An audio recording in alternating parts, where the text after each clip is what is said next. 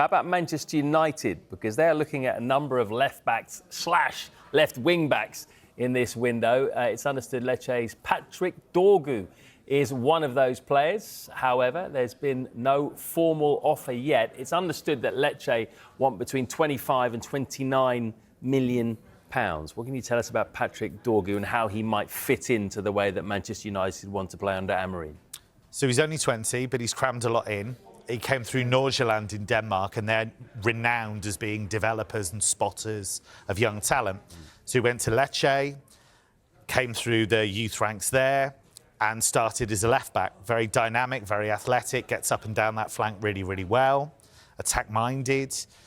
And then there was a change of coach at Lecce, and the new coach changed him to being a right winger and actually had him going up and down that flank and coming in off the right to get involved in scoring goals, making goals.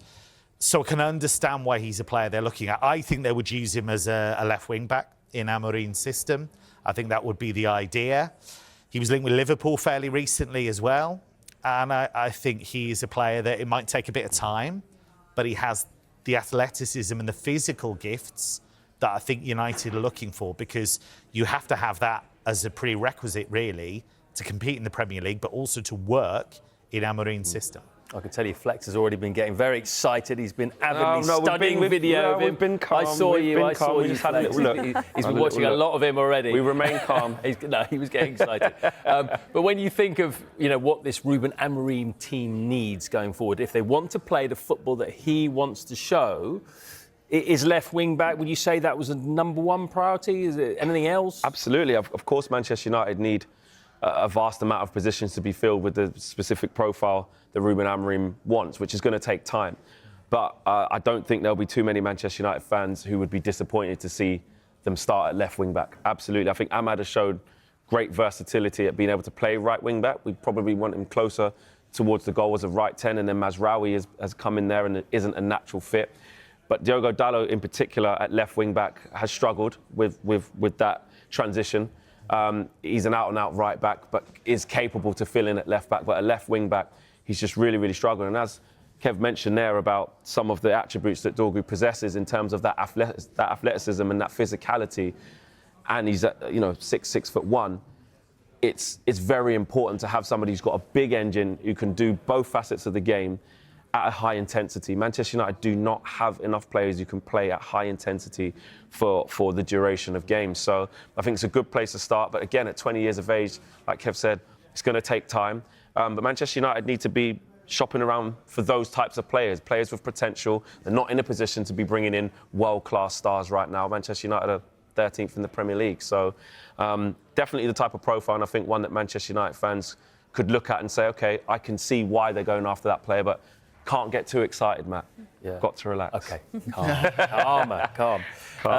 A bit of other news for you regarding Manchester United, because they may actually need to sell before they can spend significant money. And the Napoli sporting director, Giovanni Manna, has confirmed his interest in Alejandro Garnacho. He has described him as an important player. Very interesting comments indeed. We should just say that we are just hearing that Garnacho himself has not actively been looking to leave the club, but he is obviously someone who appeals to Mr. Manna.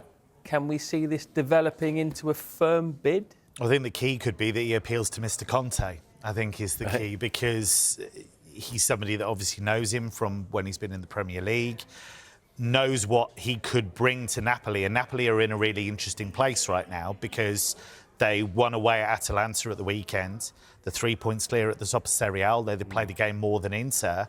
But this is where they're looking to maybe bring in one or two players to take them over the top and give them that opportunity to really push. So, Kvaratskhelia has gone. He's gone to Paris Saint-Germain. They've suddenly got a big wedge burning a hole in their pocket. So it's a deal I think they could do. Scott McTominay has made that move very, very successfully. Scored a goal in that win at Atalanta. He's been magnificent. I imagine he'd have positive things to say to Garnacho about a potential move to Naples. OK, well, we will keep an eye on that one. That is for sure. Just a couple of other lines regarding Manchester United, and they will consider loan offers for Tyrell Malacia in this window. And Real Betis are close to agreeing a deal to sign the winger Antony on loan.